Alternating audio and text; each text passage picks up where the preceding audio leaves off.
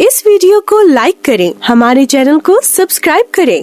Rahman centre park में आपको खुशामदीद करता हूँ। जैज़ कैश ऐप इस्तेमाल करते हैं लेकिन लॉगिन नहीं हो रही, ये मसला आ चुका है। कौन सा मसला है कि you have already link your JazzCash account on multiple handset, please contact. अगर आपको ये मसला पेश आता है तो इसको कैसे ठीक करना है और ये आता क्यों है, चलिए हम जैज़ कैश वालों से पूछते हैं कि ये मसला क्यों आता है और इसको कैसे ठीक करते हैं। तो मैंने फेसबुक के ऊपर जैज़ कैश की टीम से रब्ता किया है और उनको मैंने ये स्क्रीनशॉट भेजा है। अब आप यहाँ पे स्क्रीनशॉट देख सकते हैं।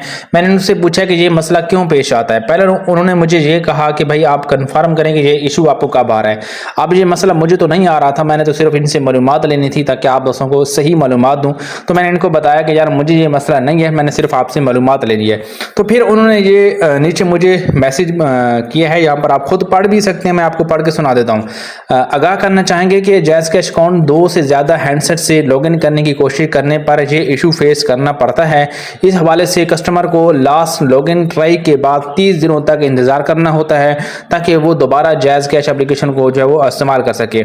और इसके अलावा अगर उसका जैज़ के नंबर के ऊपर अकाउंट बना हुआ है तो वो *786# डायल करके अपने अकाउंट को चला सकता है, लेकिन जैज़ कैश की एप्स के अंदर जो है वो अकाउंट नहीं चला सकता। इस चीज़ को भी आपने लाजमी ध्यान में रखना है।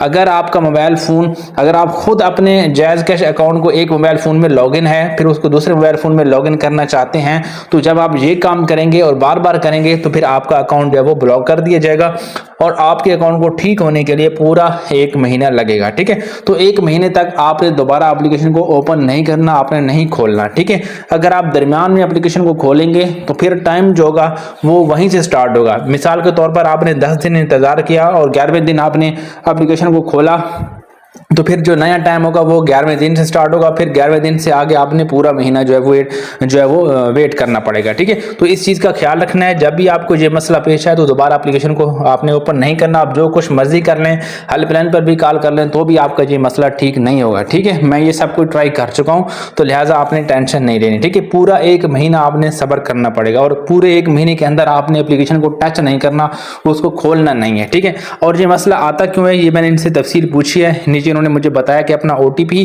और MPN कोड जो है वो अपने पास सिक्योर रखें, किसी को ना दें। और जब आप खुद एक मोबाइल से दूसरे मोबाइल फोन में अपने अकाउंट को लॉगिन करने की कोशिश करते हैं तो आपका अकाउंट बंद हो जाएगा।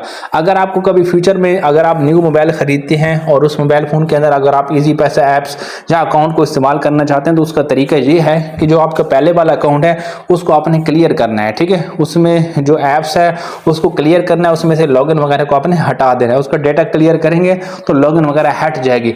फिर वो जो नंबर है वो जैज़ का वो नया मोबाइल फोन में डालेंगे, उधर जैज़ इजी पैसे की ऐप्स को इंस्टॉल करेंगे, उसी के अंदर फिर आप अकाउंट को लॉगिन करेंगे तो फिर आपका अकाउंट लॉगिन हो जाएगा। अगर आपका एक मोबाइल फोन में अकाउंट ऑलरेडी लॉगिन है और दूसरे अकाउंट में अगर आप ट्राई कर रहे हैं और उस मोबाइल फोन के अंदर OTP कोड भी नहीं आ रहा, यानी कि सिम भी मौजूद नहीं है, तो फिर आपका जो अकाउंट है वो इस तरीके से सस्पेंड हो जाएगा और पूरा 1 महीना आपने वेट करना पड़ेगा। आई होप कि आपको समझ आ चुकी होगी। अगर फिर भी नहीं आई तो आप कमेंट बॉक्स में पूछ सकते हैं। जिनके साथ भी ये मसला पेश आ रहा है भाई पूरा महीना वेट करना पड़ेगा, इसके अलावा कोई और हल नहीं है। वीडियो को लाइक कर दें और चैनल को सब्सक्राइब कर दें।